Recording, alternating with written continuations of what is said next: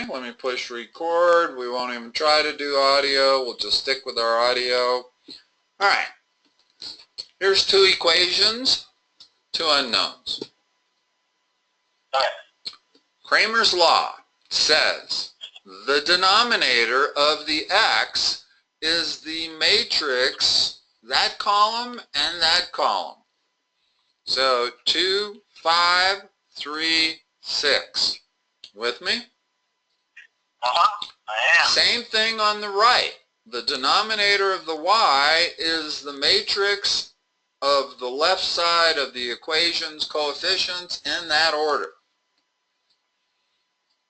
Alright, now the tough part is the numerator. It's really not tough, you just got to remember one thing.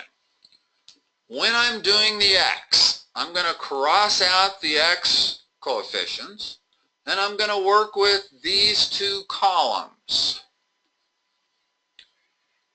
The thing is that the x, you go right to left. So those two columns come out to be 4, 7, 3, 6. Go right to left after crossing out the x coefficients. Now, on the y, it's the other way. You cross out the y coefficients, but then you go left to right. So it becomes 2, 5, 4, 7.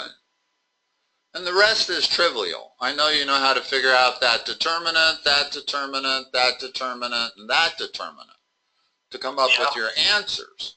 The key, though, is this, how you get the numerator. And the very first thing you do at the numerator is cross out the coefficients of the variable you're trying to solve for. So if I'm solving for x, I'm not looking at those two. When I say cross them out, I'm ignoring them. And I'm looking at two columns, that one and that one. Those are going to make up my matrix, but this is the second column, that's the first column. In other words, I'm going to go right to left. Same thing with the y, only I go left to right. Simple as that, straightforward, always do it that way, you can't miss. Gotcha. Okay. What do you got? Did you send me something new, or? Yeah, I think I did. See if it came through. I haven't gotten it yet. Last thing I have from you is May 18th. Well, actually I have stuff from yesterday, but I don't have anything from today. Yeah, I have something from the 22nd. That page. This isn't, no, we did this one. Oh yeah, we did that one. The other ones? Well, I got a lot of stuff from you over the last few days, or I would say over the last 4 days, I probably have 5 documents from you. But the last thing in the world we want to do is spend 10 minutes finding the right problems.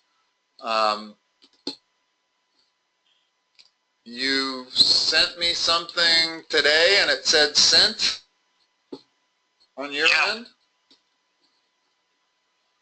Make sure it didn't go to my spam.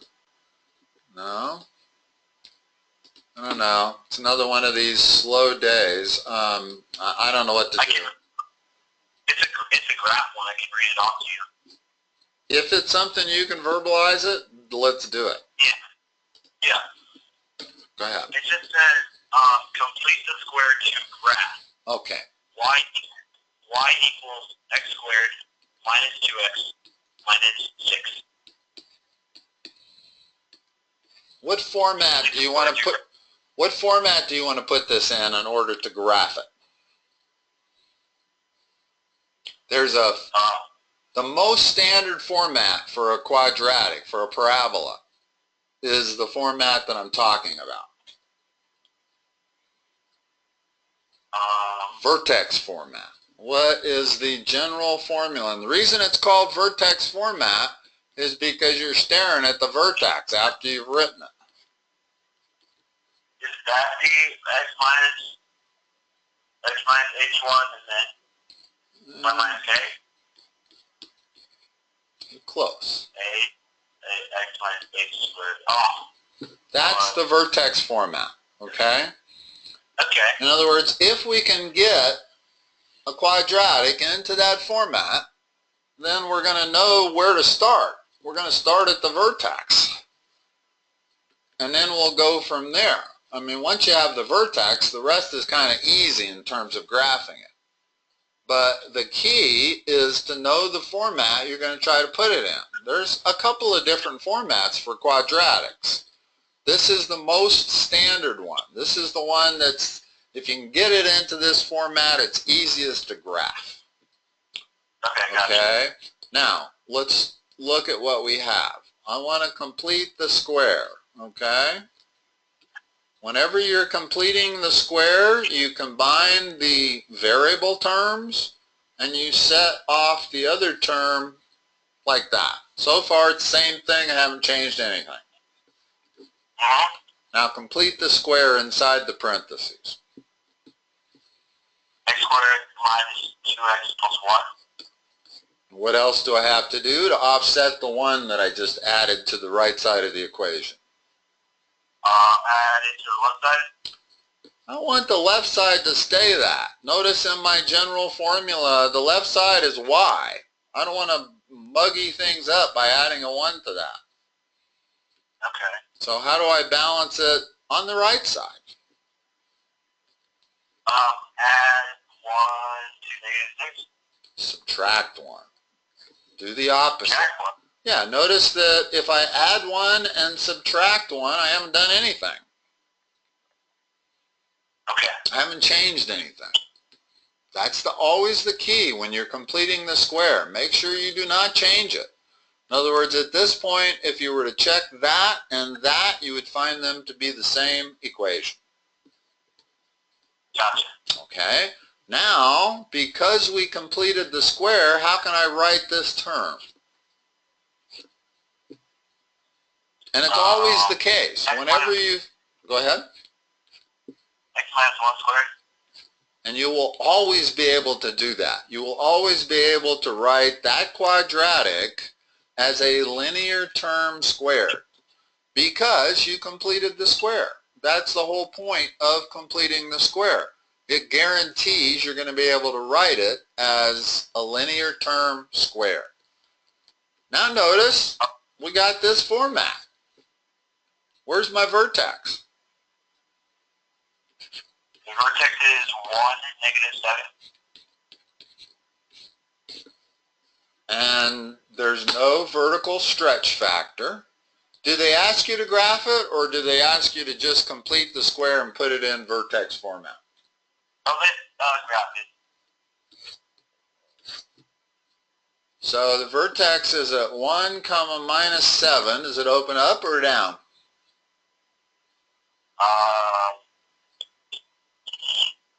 Open up. Yeah, A is positive. What is A? A is 1. A is 1. Yeah. In other words, if there is no coefficient in front of that linear term, then A is 1. Okay? And it's a positive 1. So I know it's going to open up.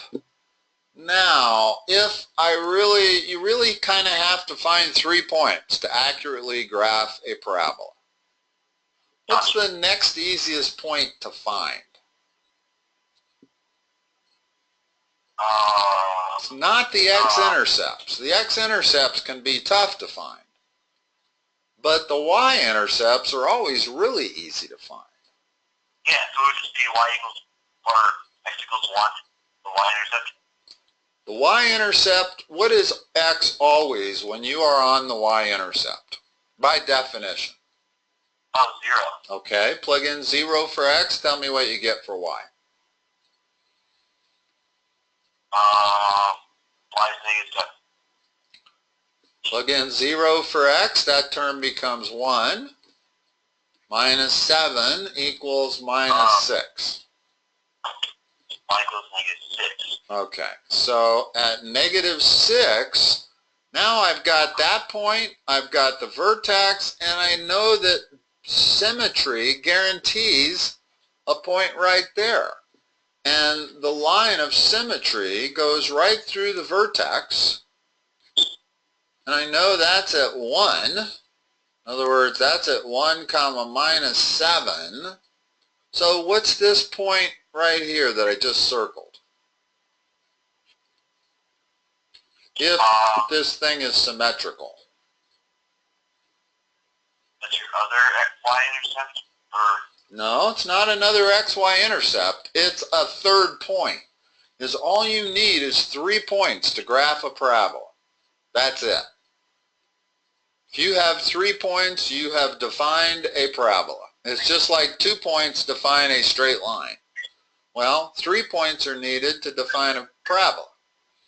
If this x is symmetrical with the point, the y-intercept, what are its coordinates?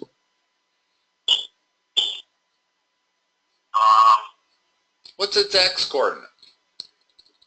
0. By the way, 2. 2. What's its y-coordinate? -6. Now you have it. In other words, now there's only one parabola that you can draw through those 3 points. Okay? Now, I may not have the x-intercepts in exactly the right spot, and it doesn't really matter because I've got 3 exact, precise points. That's all you need. Unless your teacher has said, put 5 points on there, then 3 is all you need. And the easiest one was the y-intercept, because that was really easy to figure out. And then using symmetry, we know what this point over here has to be. Has to be the same distance away from that vertical line of symmetry as that first point was. And it clearly is the same y value. Yeah. All right. What else you got, Justin? I think, you want to check your email again? Yeah.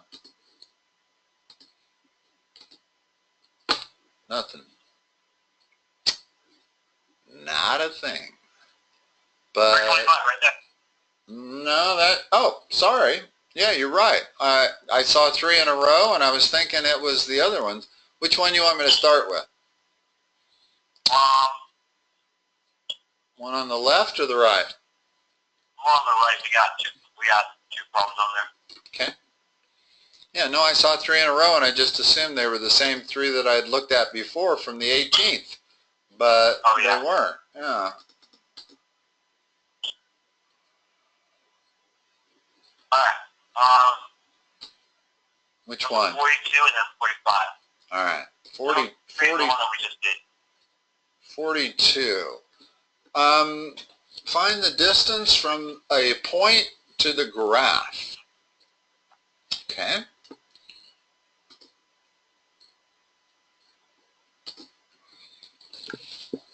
The point being -5, -4, and the graph being that graph. All right, so you solved the graph for y, and looks like you got -1/2 x plus 3/2. That's correct. What's the slope of that line? -1/2.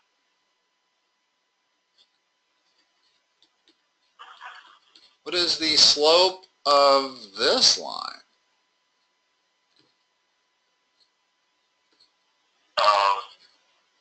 +1/2. It's the slope of the perpendicular. So it shows just like normal 1. You know, don't take what it looks like because we haven't drawn it quite correct. If you know the slope of a line, you know the slope of the perpendicular. This is something you need to know. I think, perpendicular is the opposite reciprocal. Okay, so what is it? That means it was 2. Okay. Now, let's come up with the equation of that line. And we will be able to figure out where it intersects with the line they gave us. Once we figure that out, then we'll be able to find the distance between 2 points. Yeah. Okay? So first of all, what's the slope of, or what's the equation of this line right here? I have a slope and I have a point. Y equals 2x plus b. Okay, I don't have any problem with doing it that way. That may not be the easiest way to do it, but it works. Now what? That's not the equation of that line, incidentally. I need b. Well, plug in 5 and -5 and -4. Okay. That solves for b. So b is 3. So now, if I go back and write the equation of that line, it's 2x plus 3. And does that look right? Yeah, it could easily cross the y-axis at 3. Okay, so now I have, that's the equation of one line, and you solved for the equation of the top line, or the line that has a negative slope. Make sure I put that -1/2 in there. Now, how do I solve for the x-coordinate of the intercept? I would solve for the x. Yeah, you got a system of equations here. Solve it for x and y. In other words, the solution to a system of equations is always where two graphs intersect. That's one of the methods. There's 3 methods. There's actually, you've learned at least 4 methods by now. You've learned substitution. You've learned elimination. You've learned the graphical method, which is where 2 lines intersect. And you've learned Kramer's rule, which is just another way of solving a system of 2 equations and 2 variables. Okay? So you have 4 techniques for solving this for x. Should I go to y equals 3/2 x plus, Well, here's what I do. Whenever I see this, those y's are the same. So if those y's are the same, what's the next most logical step? cancel them out? Set this equal to that. In other words, if the y's are the same, then the right side of the equations are the same. So we're basically going to use substitution. In other words, 2x plus 3 is going to equal minus 1/2 x plus 3/2. Okay. You see why I did it? In other words, is all I did, that's what substitution would be. In other words, I'm solving it by substitution. Gotcha. Okay.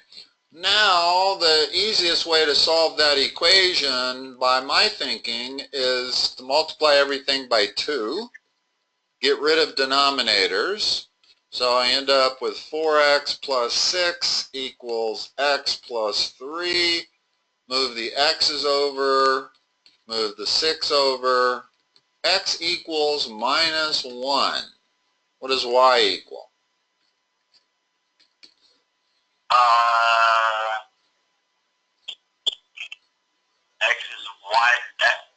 X equals -1. Oh, excuse me, I forgot the negative sign. Y equals 1. Okay, good.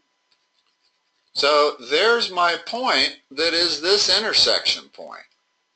That's minus 1, 1. Now you have 2 points. You can figure out the distance between 2 points. Yeah. Use the distance formula. Tell me what I should write.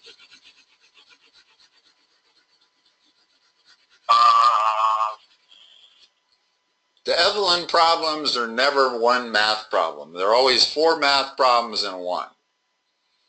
That's true. Just like this one.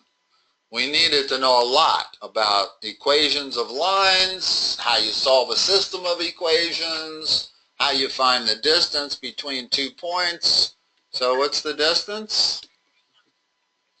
It's the square root of the x squared plus the y squared. Okay, what's the x squared? That's negative 4 squared was 16. Good. What's the distance between the y coordinates?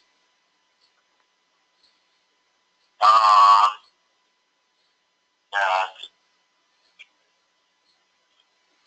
125. Okay. So the distance is root 41. That's your answer.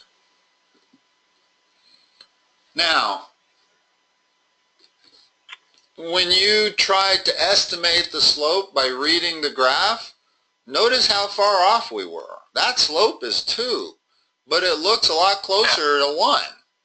In fact, the way I've drawn it, it looks like 1. Well, that's just because I drew it poorly. Okay? In other words, if I had drawn it properly, I'm drawing a perpendicular line.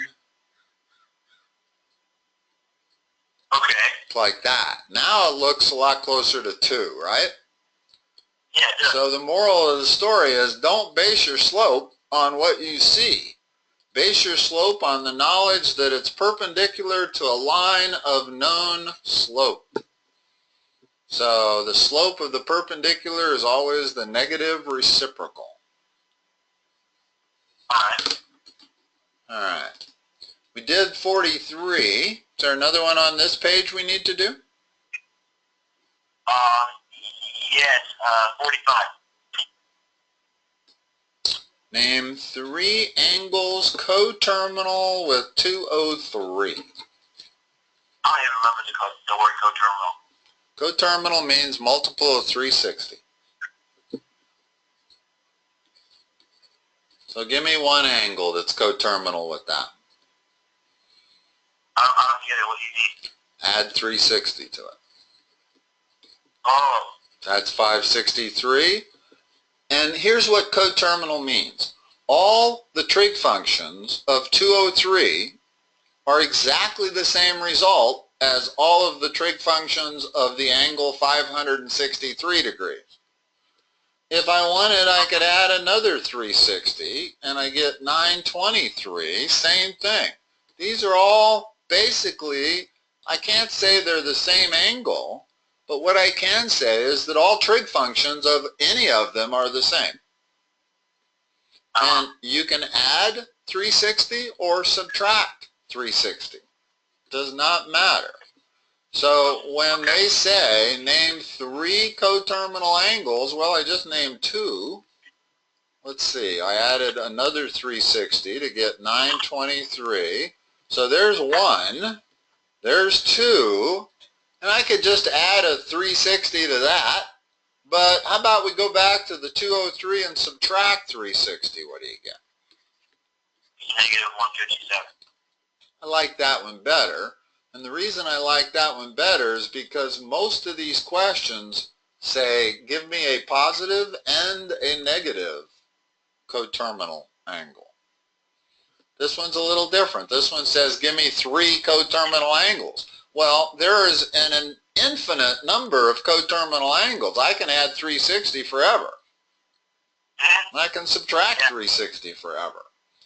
But if they just want 3 coterminal angles, I got it for them. Minus 157 plus 563 plus 923. Coterminal angles are, it doesn't get any simpler than that, as long as you remember what they are. Gotcha. Okay. Now, do we need to go to that other page? Or did you need to do this other problem? Oh no, the one on The stem leaf? the picture on the left. The other picture.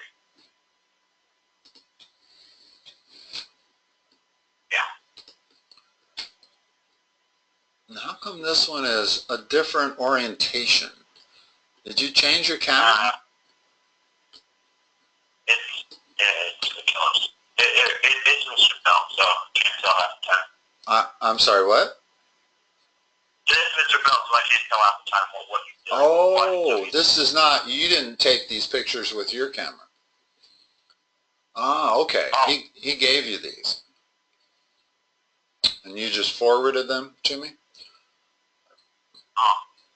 I'm asking. I don't know. I'm trying to figure out why this one has a vertical orientation and the other one had a horizontal orientation. Doesn't matter. Not important. I mean, that's just the way he made the paper. So. Okay. All right. So where do you want to start here? Let's go number 3. Okay. Do you want me to take a look at what you've done on 1 and 2? Sure. Okay. On number 1, you started with the phase shift of pi over 4. And you know what? If I were doing this, I would label that. And in fact, I don't know how you're going to do the problem without labeling it. Because, what's going on here? Hold on.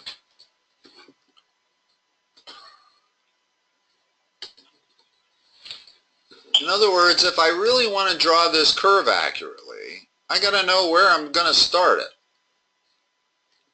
And I got to know where I'm going to end it. Where's the ending point? Remember we did this? We found the starting point, the ending point, and then we quartered it up. That's the way you're supposed to do these. Now, you haven't labeled your x-axis at all. Oh. So, I got to think you'd lose some points here. Because the x-axis needs a label on it. You know, I mean, you'll see why. What's the period of this function? The period is wait, it's 2 pi over 360. It's 2 pi over b. What's b? B is -6. Nope. -6 is a. That's the amplitude. B is the number in front of the parentheses. It's 2. So if b is 2, what's the period? The period would be 5. It would be 5. Good. Now, what does that make that point right there? We need to label it.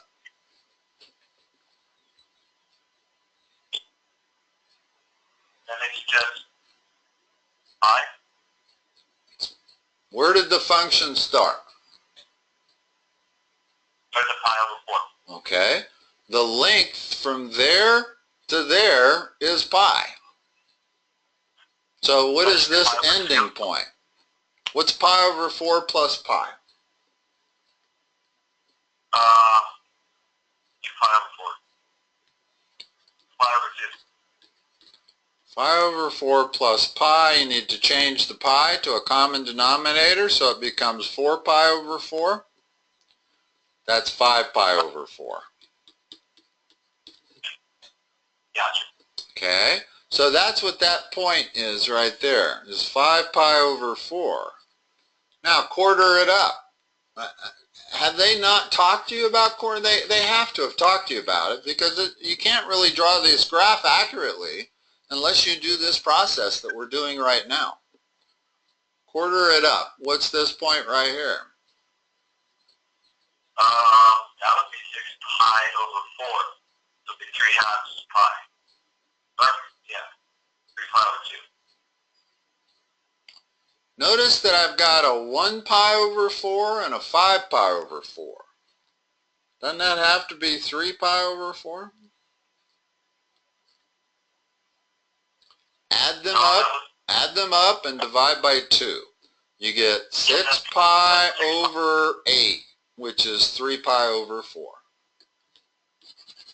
Wait, But pi over 4 plus pi over 4, I thought that was just 6 pi over 4. But then you got to divide by 2. So it becomes 6 pi over 8, which simplifies to 3 pi over 4. But here's the thing, Justin, you're making it way too complicated. What's halfway between 1 and 5? 3. 3, yeah. Okay. What's halfway between 1 and 2? Yeah. What's that point? That's 2 pi over 4. Yeah, and leave it like that. Don't simplify it, because it makes it far easier to see, is our answer correct? Well, now I can see I've quartered that thing up perfectly, because I got 1, 2, 3, 4, 5. Okay? And if I had to turn that into pi over 2 or pi, it's not as noticeable that you've done it properly. Okay? And each of those 5 points is very important, because that's where the curve starts at your first point, goes through the x-axis at your first quarter point, goes down to its minimum at the second quarter point, comes back up through the x-axis at the third quarter point, and comes back to your starting spot at the fifth quarter point. It's not really a fifth quarter point, but you know what I'm saying. There are 5 extremely important points on the x-axis, and whenever you have a phase shift, that's the way you want to do the problem, is exactly what I've done here. Okay? Now, there's a few other things going on here. What's the 4? What does that do? That's where the midpoint line is.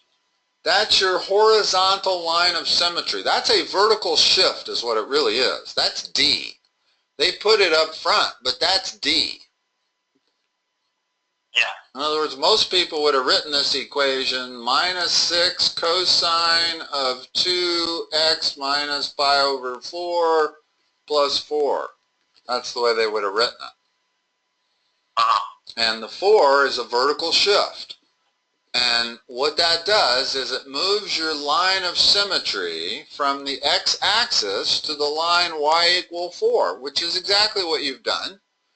In other words, you've labeled that 4, which is correct.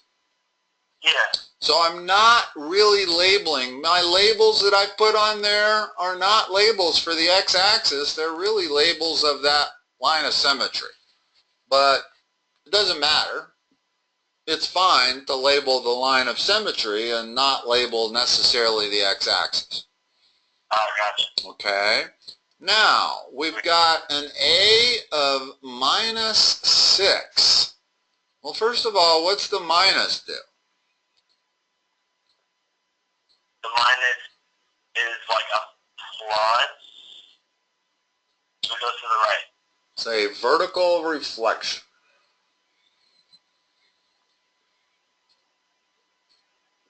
Right? If I say y equals minus sine x, this minus sign means reflect the sine curve over the x-axis. So instead of looking like that, it's going to look like this. Okay. Okay? So a leading negative sign, it's outside the function. It's a vertical reflection, just like any transformation that is outside the function, it's vertical. If it's inside the function, it's horizontal. But in our case, that negative sign is outside the function. So I've got to flip everything over the x-axis before I do anything. Furthermore, you got to do these in the right order. In other words, you can't choose the order you want to do these in. You have to do your reflections first. So, let me see. I'll try to draw it here. So the very first thing I see when I look at this is the vertical reflection. I know I got to do those first. Okay? So I'm going to draw this curve. The vertical reflection does not affect the horizontal phase shift. It's going to reflect any vertical shifts or stretches, but it's not going to reflect anything horizontal. So I know I still have to start at pi over 4, and I still have to go to 5 pi over 4. Okay? And I still have to quarter it up.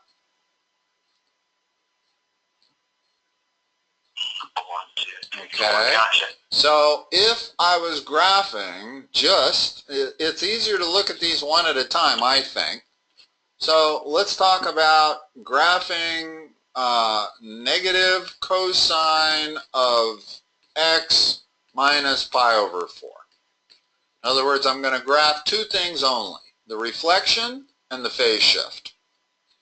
Well, the phase shift has already been taken care of by these 5 dots. And the reflection is going to look like this. It's going to go up through the x-axis, then it's going to go to its its maximum point, not its minimum. Then it's going to come back down through the horizontal line of symmetry, and then it's going to go there. So that is what we would be looking at if our function was minus cosine of x minus pi over 4. Yeah. Okay? So, the other things, let's look at the 6. That is an amplifier. You know what? Let's look at the 4 first. It makes more sense to do the vertical shift first. Okay? And I can do the vertical shift by just labeling that line 4 instead of labeling it the x-axis. You with me? Yeah. That's what you did. Now, give me that value and give me this value. The fact that we have an amplitude of 6. Amplitude of 6, which means the top should be 10 and the bottom should be -2. Perfect. Now we've got everything. In other words, now what we have is y equals minus 6 cosine of 2 x minus pi over 4 plus 4. Easier way to look at it. In other words, we've done the vertical reflection, we've done the amplitude, we've done the period change, which is caused by that 2. We've done the phase shift, starting and ending at the right spot and going through all the quarter points properly. And we've done the vertical shift. Yeah. Now, let me think about this just 1 second.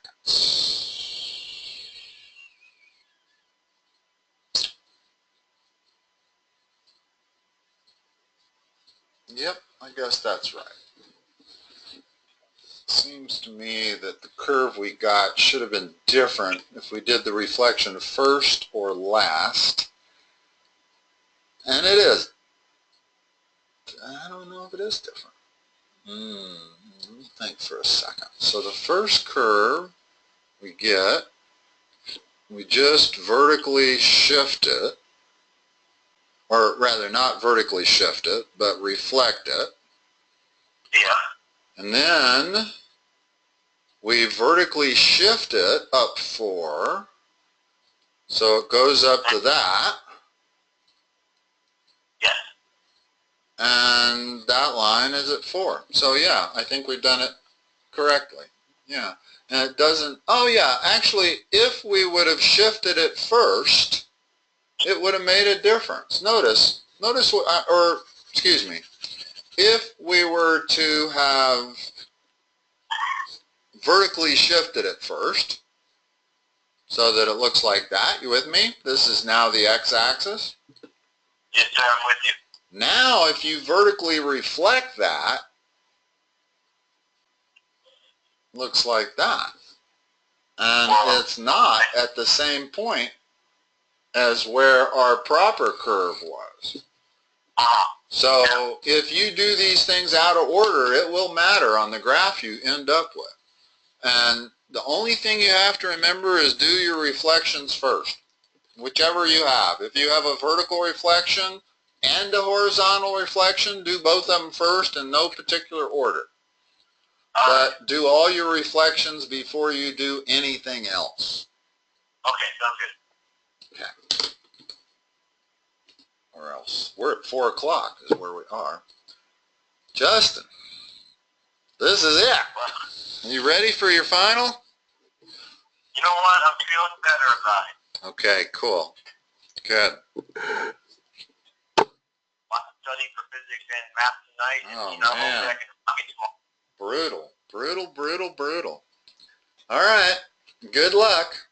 Thank you, man. I appreciate it. You're welcome. Maybe we'll touch base this summer or work together next year. But yeah, maybe. I would say there's a good chance. Can you tutor me with AP Stats? I cannot. I do not tutor stats. I might be taking that. I might be taking PreCalc. I'm not sure.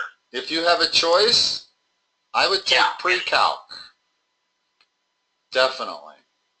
Well, for 2 reasons. One is I can help you with PreCalc and I can't help you with stats. But another, I think PreCalc is going to look more impressive to a college recruiter than stats will. Oh, gotcha. All right. All of your fast-track math students take PreCalc. The ones that take stats are not fast-track students. Oh, gotcha. You want to take PreCalc and then Calc if you had a choice. But you're going to be a senior, right, next year? Yep, I will.